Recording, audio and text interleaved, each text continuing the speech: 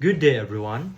As a future medical technologist, I often picture a patient with life hanging in balance while they wait for critical laboratory results. The blood is drawn and my analyzers ran. But how does the vital data safely cross the bridge from my laboratory instrument to the physician's screen?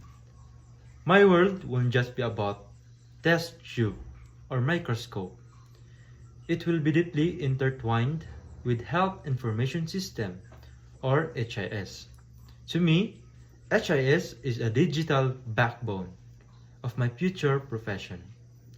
In my daily practice, I know that efficiency is synonymous with patient safety. Utilizing specialized health information system, specifically a laboratory information system, or LIS, will allow me to automate my entire journey of specimen, tracking everything from the moment I generate by barcode at collection to the digital transmission of final result. Without it, I would be drowned in manual data entry, paper logs, and endless phone call. By streamlining my workflow, HIS drastically reduced my turnaround time, giving me the speed I need to deliver under pressure when saving minutes means saving life.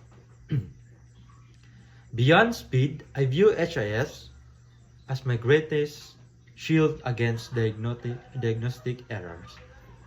I have learned that the vast majority of laboratory errors occur in the pre-analytical and post-analytical phase, typically throughout mislabeled specimen or manual transcription mistake that I want to avoid at all costs. HIS minimizes these human elements. For me though, automated systems check and instant alerts for critical values or mismatched data. When analyzer directly uploads a patient automated result to their electronic health record, the risk of me taking a typo completely disappears. As medical technologies, my ultimate clinical goal is absolute accuracy. The data I generate will drive up to 70% objective medical decision.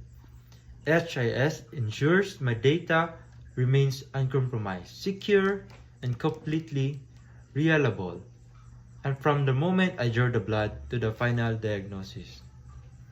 Ultimately, HIS connects my isolated laboratory to the broader healthcare ecosystem. It seamlessly integrates my diagnostic findings with nursing records, imaging results, physician notes, enabling me to be true partner in collaborative patient care.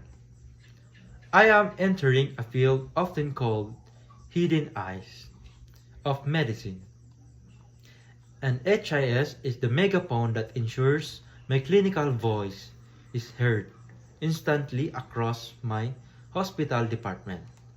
To conclude, a health information system is not just a software tool I will use.